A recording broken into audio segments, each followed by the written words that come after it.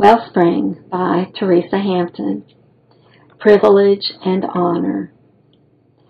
Every Lord's Day I'm struck with awe as we eat the supper of the Lord.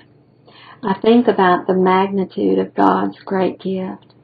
My heart aches for the sacrifice of love which required Jesus to experience a cruel death and required the Father to turn away from His Son in the darkest hour of His short life on earth.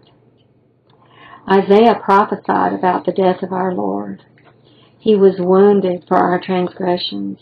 He was bruised for our iniquities. The chastisement for our peace was upon Him, and by His stripes we are healed. He was oppressed and He was afflicted, yet He opened not His mouth. He was led as a lamb to the slaughter, and as a sheep before its shearers is silent, so He opened not His mouth. Isaiah 53, verse 5 and verse 7. David gave a detailed description. For dogs have surrounded me. The congregation of the wicked has enclosed me. They pierced my hands and my feet. I can count all my bones. They look and stare at me. They divide my garments among them, and for my clothing they cast lots. And then he wrote the Lord's anguishing cry.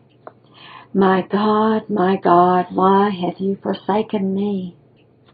Psalm 22, verse 16 through 18, and then verse 1. Jesus was wounded so you and I could be healed. He was rejected so we could be accepted. He was cursed so we could be blessed. He was forsaken so we could be found.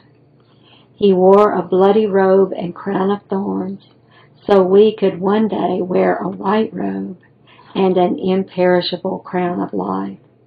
Revelation 6, verse 11, 1 Corinthians 9, verse 5, and James 1, verse 12. There has never been, nor ever will be, a greater memorial than the one in which we participate every Sunday. Instead of hurrying through it so we can get everything done within the hour, we should beg for more time to reflect on our Savior's body and blood. And God forbid that we ever regard it as a mere ritual. If we do, we indict ourselves, and our hearts need a major adjustment. 1 Corinthians 11, verses 27 through 32. Participating in the Lord's Supper is a privilege and an honor beyond comparison. Today's verse. And they made His grave with the wicked, but with the rich at His death, because He had done no violence, nor was any deceit in His mouth. Yet it pleased the Lord to bruise Him. He has put Him to grief, when you make His soul an offering for sin. Isaiah 53, verses 9 through 10,